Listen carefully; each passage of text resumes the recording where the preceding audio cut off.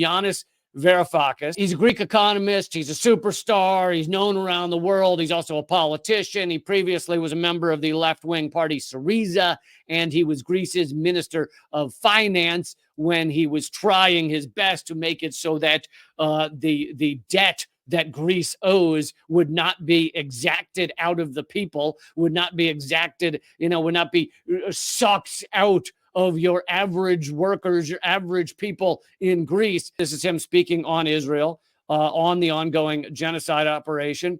So this is what's happening. The West, especially those who claim to care about human rights, we must accept that we have now proven beyond dispute that we never cared as countries, as polities, as establishments, as media about human rights. We only cared about our human rights and the human rights of our friends, of our bastards, right? If you are not one of us, you don't have human rights. You can be bombed, you're never killed. Even if we kill you, you die. Whenever they...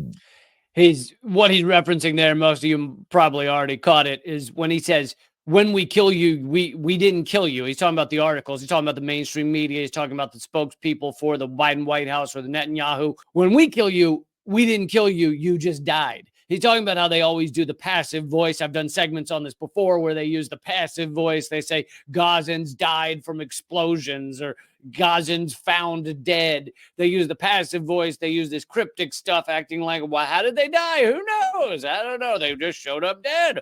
When they showed up to the party, they were dead. So that's what he's referencing there a little. He kind of glazes over it, but. Say, hang on, what's happening? They are terrorists, right?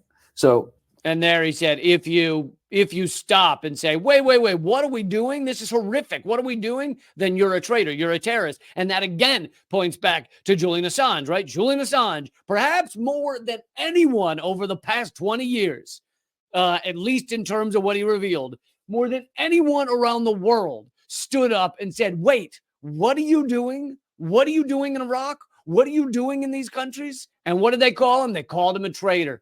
They called him a sleazeball. They called him every name in the book they could come up with in order to justify persecuting a truth teller. And so that's another thing that Giannis is saying there. Never before has the West's image around the world been so terrible.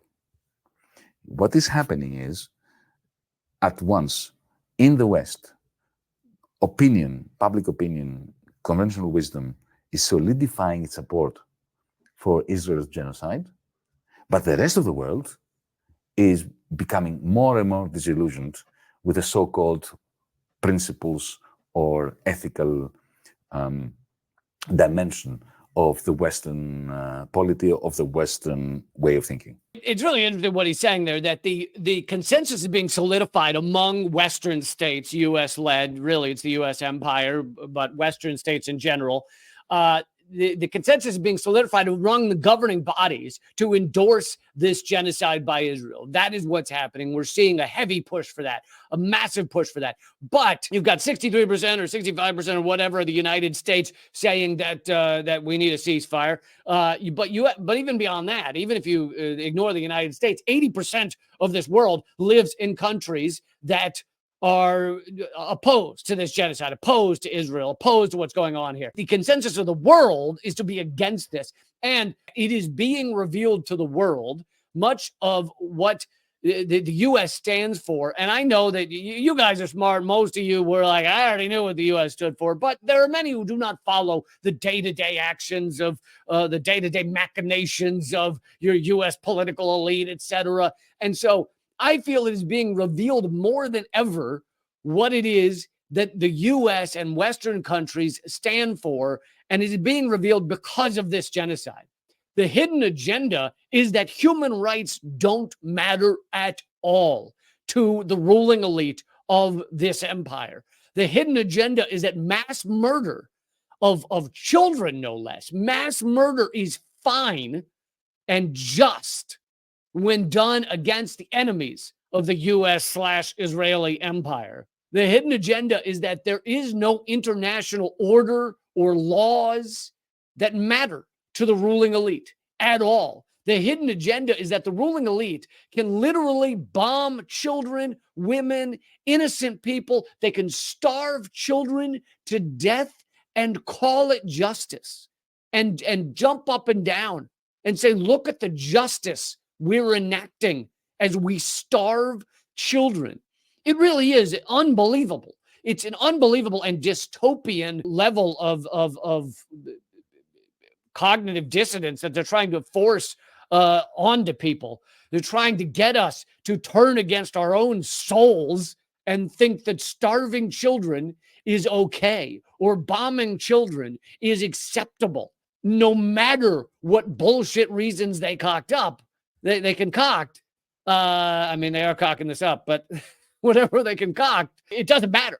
It doesn't matter. But they want us to believe, oh, no, it does, because thing we made up about October 7th. I mean, it is just unbelievable. I want to give you a quote here from Caitlin Johnstone's recent article. She said, the propaganda machine is the linchpin of their power, of the Western U.S. empire power. It's what holds the empire together. Without the ability to manipulate the public at a mass scale, our rulers cannot rule. I hope that we're seeing the cracking of this bullshit agenda that they try to tell us is their agenda, right? The U.S. will tell you, well, we're trying to create peace around the world. We're trying to help people around the world. We're trying to pull people out of poverty around the world. We're trying to help, I already said help people, but we're trying to create a just world. And of course, it's all laughable. That's what they want you to believe. I'm hopeful that we're seeing it crack apart into a million pieces. Because if we allow this genocide to go on and be accepted, Israel may get everything they want in terms of clearing out Gaza, stealing land, murdering tons of people. They may get all they want in that regard. If the end result is that the world sees through it all, then there is an achievement there. Whereas if the end result is that they have told us that genocide's okay, then we are basically living in a different version of the Nazi universe, a Nazi-run world. If genocide is acceptable, if that's the new thing now, is you can genocide a people and just say, oh, it's okay because A, B, and C. I mean, so there is a hope that this propaganda machine is just unraveling.